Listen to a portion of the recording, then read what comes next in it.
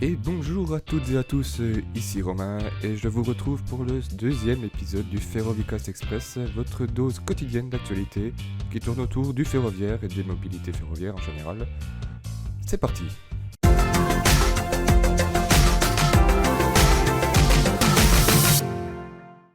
Donc aujourd'hui, actualité assez chargée, surtout en Ile-de-France, il faut le dire. Et on va tout de suite y aller en Ile-de-France pour vous parler des travaux d'été du RER A qui ont été annoncés la semaine dernière. Donc ça fait la 7e année de travaux consécutifs et c'est la dernière, enfin, on en voit enfin le bout du tunnel, si je puis dire. Donc pour vous donner toutes les informations, premièrement, ça sera la fermeture des tronçons entre Aubert et Nanterre Université, entre Aubert et Cergy Pontoise et Aubert Poissy, chaque soir à partir de 21h et chaque week-end en intégralité, de 24h sur 24, entre le 26 juin et le 29 août inclus. En parallèle de ça, du 9 au 20 août inclus, il y aura la fermeture des branches Poissy et la fermeture du tronçon central entre Aubert et La Défense. Donc là, ça sera en intégralité. A noter aussi un petit rallongement du temps de parcours, puisqu'entre Nanterre Préfecture et La Défense, les trains rouleront seulement à 30 km/h. Donc ça va faire un petit allongement du temps de parcours. Et on reste en Ile-de-France toujours. On va partir du côté de la RATP, mais du côté du métro cette fois-ci, puisqu'on va parler de la ligne 14, la fameuse ligne 14. Et ça y est, elle est enfin creusée dans son intégralité. Le tunnelier Allison est arrivé à la station Maison Blanche le 3 mars dernier. Donc il a fini de creuser ses 4,8 km de tunnel, donc entre la station Maison Blanche et l'ouvrage de service Jean Prouvé qui se trouve à Laï-les-Roses. J'espère que je prononce bien. Donc voilà, la ligne 14 Sud entièrement creusée. C'est une bonne nouvelle.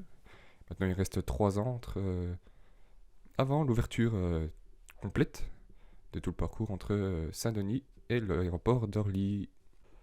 On reste en Ile-de-France toujours. Enfin, ça concerne moins l'Île-de-France, mais ça reste l'Île-de-France. On va aller dans une gare parisienne, la gare de Lyon, puisqu'il y a quelques temps déjà, on avait oublié d'en parler la semaine dernière, c'était le 26 février dernier.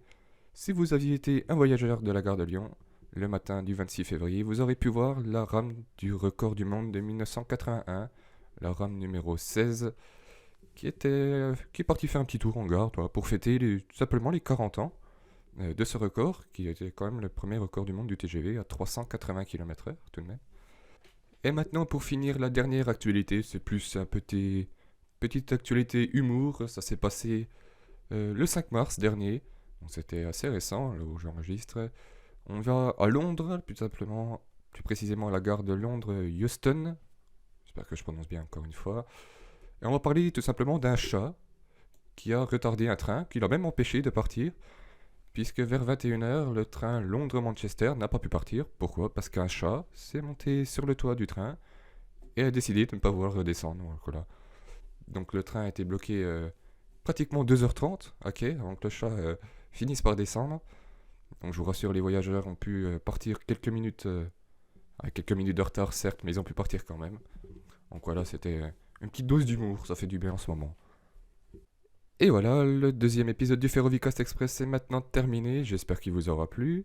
N'hésitez pas à nous dire en commentaire ce que vous en avez pensé. N'hésitez pas aussi à partager si ça vous plaît, puis que vous avez envie de le faire découvrir à d'autres personnes. N'hésitez pas à laisser un petit j'aime aussi si ça vous plaît. Et puis moi, je vous retrouve la semaine prochaine, tout seul ou peut-être accompagné, je ne sais pas. Je vous souhaite de passer une excellente semaine. À la semaine prochaine.